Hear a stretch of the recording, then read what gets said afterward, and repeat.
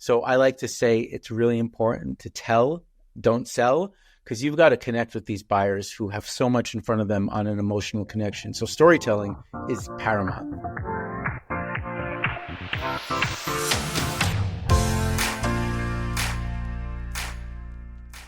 Welcome, everyone, to the TechGuide podcast, where we give actionable advice to those wanting to break into tech or looking for their next gig. We have Mike Goldberg on the show today, who is the director of content strategy at Freshworks, has an amazing background in content. So I'm super excited to have him on the show today. Welcome to the show, Mike. Super excited to have you. Yeah, thanks. I appreciate the intro. Yes. And we've got to go way back to the early days because you're a full stack marketer now. You've done amazing things, but you initially wanted to get into journalism. What kind of sparked wanting to get into journalism? Yeah, I go way back, and I don't want to age myself, so I won't say how far way back. But even as a little kid on Little League, that's when I kind of understood that I like this whole idea of talking to people and learning about their stories. So the Little League team I was on, everyone thought they were the next great Mets player or Yankees player. And for me, I was interviewing my team and said, "Oh, who's your favorite player? What position do you like? What do you want to do?" When everyone else was just focused on I want to hit home runs, I was trying to understand their stories. And I always kind of leaned into the sports pages and reading newspapers and just the commentary. So I said, "Oh, can I get into sports writing?" And I quickly realized that's tough. But journalism itself was really interesting to me. Just hearing people's stories and helping shape that was always interesting. So very early on, I went to school for English and journalism. Cool. I actually did an internship at ABC News. And once they put me in front of the camera, I said, this is not for me. Well, you're in front of a camera today, and I think you're already off to a good start. So I will give you that right now. But I wanted to ask. So what I liked about that is you talked about storytelling, and I feel like storytelling, of course, is important in journalism, but it's also important like marketing and how you develop your content. Yeah, absolutely. I mean, storytelling is foundational to what you're doing in marketing, and it really doesn't matter if you're Coke and Nike, who, these big B2C brands are great storytellers. They build on that emotional connection with their audience. But B2B world, which I've been in for the 20 past years across SaaS companies and ad tech companies, you don't really think of that, but it's the same thing. You are talking to people and trying to get them to buy your product. So I like to say it's really important to tell, don't sell, because you've got to connect with these buyers who have so much in front of them on an emotional connection. So storytelling is paramount. Yeah, I want to ask, because when I think about storytelling, obviously Nike is one of the greatest storytelling companies in the world, Apple as well, Coke as well. But for SaaS companies, I feel like it's a little bit different. So how does a SaaS company approach storytelling when you're selling to businesses? I think it's really all about the outcomes. You can talk about a product, its features all day long and talk about, look what it does. And, this is making, how it just helps your company. But I think it's getting down to, well, how does it help the individual who's using it? What does it change in their day to day? I used to like to go back, when I worked closely with agencies as a tech company that helped agencies. We really position the product as, hey, this product is going to make you a champion to the people you report to. So it's really about just showing obviously the benefits of the product, but how it helps you become better at your job and bringing out those stories. How can we tell those stories better that props you as the main feature and not the product? That's the key. Yeah, I feel one way that we've done that with our agency is we ask what is your main KPI? What is the goal you're trying to hit here? Because I feel you can then build that story from there of how do I make you a champion, like you just said? And it's just kind of understanding that KPI maybe a little bit more. Yeah, I think there's the customer success story. So in the world of content, I think full funnel. What's that top funnel thought leadership that is about the industry and trends that gets someone interested to learn more. Like, I want to know what's happening in my industry. I don't care about the product. I don't care about the solution. And if you do that right, hopefully you get them in the door, and then you create some brand awareness of, like, where AI is leading the IT technology, and presented by Freshworks. Oh, if you'd like to learn more about what we do, here's how we're using AI. And then it goes down to like the validation and like the testimonials. Here's how XYZ is actually using our product and helping build AI across their company. Interesting. So like that customer success story lens ties very into the whole customer story journey and the whole content marketing journey. Yeah. I'm curious. You said some things that I like there about like developing content, like every stage of like the sales funnel. I'm curious for like let's just use it like a software company, for example. What stage should they be building out content for, building content the most for in like those early stages of the company? Should it be all bottom of the funnel, top of the funnel, middle of the funnel? Like, how do you think about it? Yeah, I think that's a good question. And depending on the company, you're going to get a lot of different answers. I feel like just in terms of the volume of content and the resources committed to this, the bottom of the funnel is not a problem. There's no shortage of content about products and about what it does and the features and solutions, because product people are the first people that will want to say, here, help me share what this product does. I think that thought leadership lens is really critical and really important. And some companies do it really well. Others don't think about it. I like to think about building a SaaS company or any technology company and using that journalistic mindset of like create a newsroom, treat your brand like an editorial brand, a publisher, because you're not just, you have the whole product team and engineering team doing all the really cool, important work to build the product. But to shape that story, it can't just be through the product lens. So I think thought leadership, I would go deeper there. Interesting. And like, what are some of like those thought leadership posts that people could create? Let's just say you're a small company and you're listening to this, they go, okay, we want thought leadership. Like, what are some ideas that you have for them? Trends and understanding what's happening in the industry. That's where I think, identifying subject matter experts in the company and just doing interviews with them and just picking their brain, because I find the smartest people in the company are the people that are deep down building products, but they're not expressing everything that's in their head. So being able to get that out, you probably can find like amazing viewpoints that you can build stories on. So identifying who those experts are, interviewing them can build a lot. I also love research, just conducting research. Poll your customers, whether it's like 10 or 100, ask them some questions, and you can write a whole research report based on that. And that also then funnels into, here's some narratives that I'm getting based on what they're saying that can feed your whole editorial calendar for months. Yeah, I love that. What so there's the concept of like gating content within like content essentially.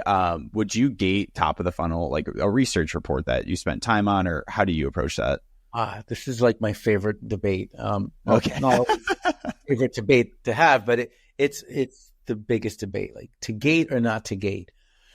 So for research, I definitely feel like if you're putting out research that nobody else has, you're not just covering something that like an analyst group did and you're writing your POV. If you said, I conduct research on the top trends facing IT customers for AI, and I've got unique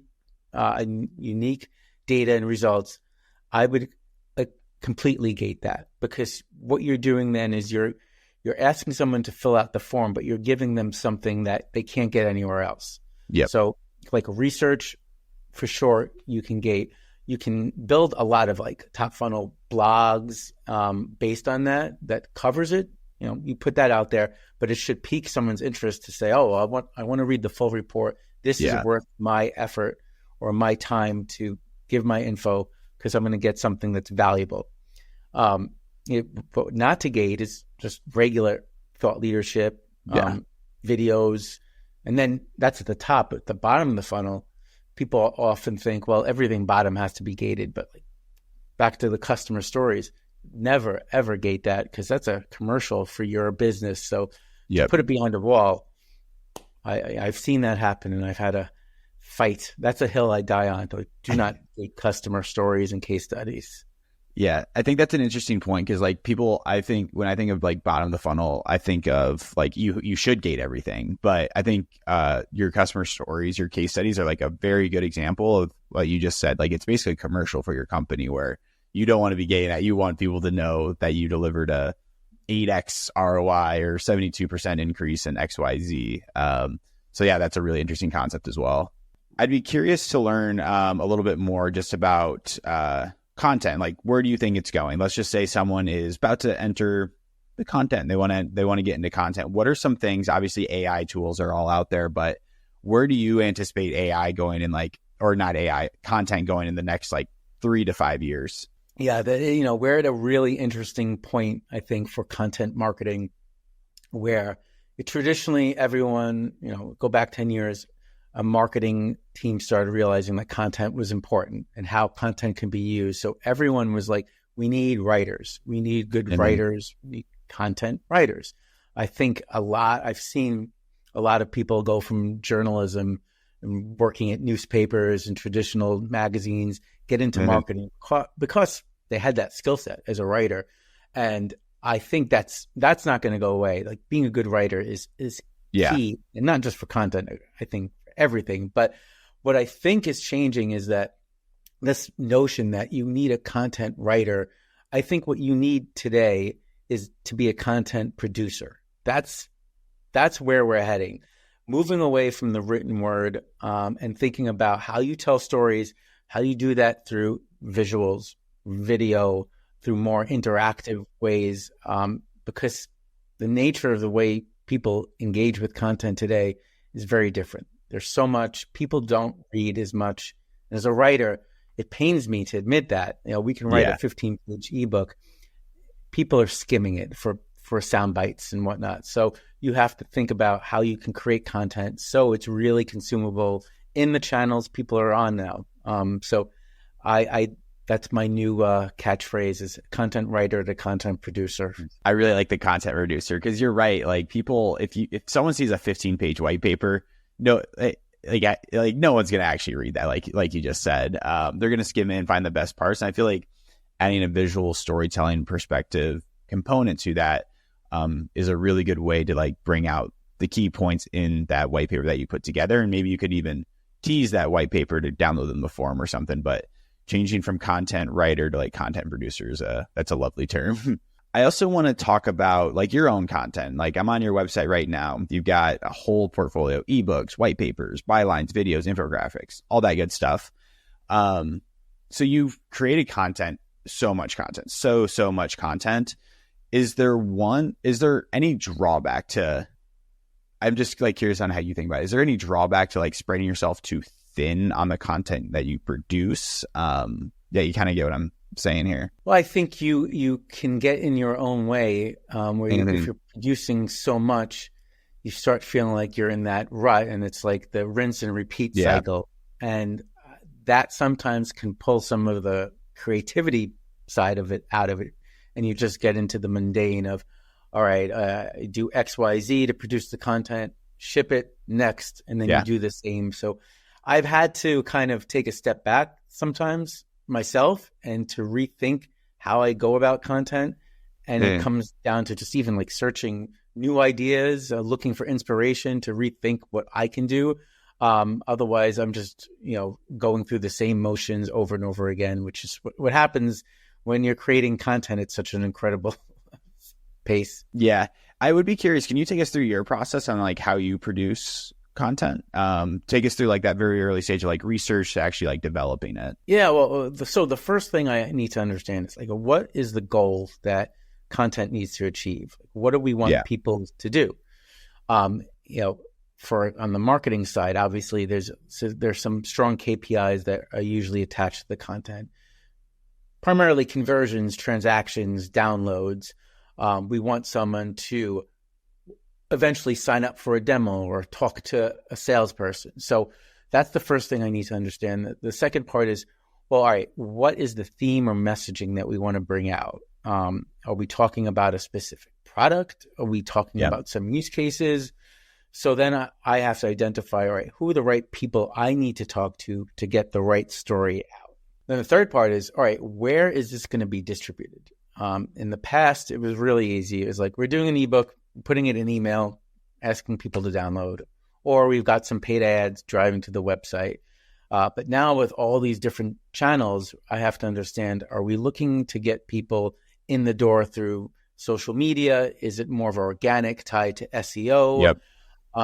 And what format can it take? Sometimes someone will tell me we need an ebook, but I'm hearing you don't need an ebook. We need a video that people can find on YouTube. And that video can drive people to the website instead of the ebook doing that. So that's probably a very critical layer as well.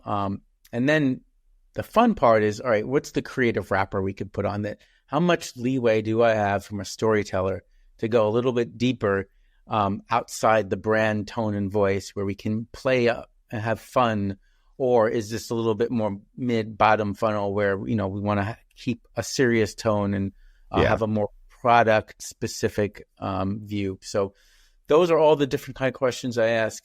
Easier than sometimes than others to get the right answers, but that's my process. That's interesting. I like that you start with like the end goal in mind. I feel like that's so important when you're developing content, or even there's a lot of usage cases for that. Like starting with that end goal of mine of like, what is that goal? What are we want people to do? I feel like, because then it's just reverse engineering to like get to that goal once it is developed.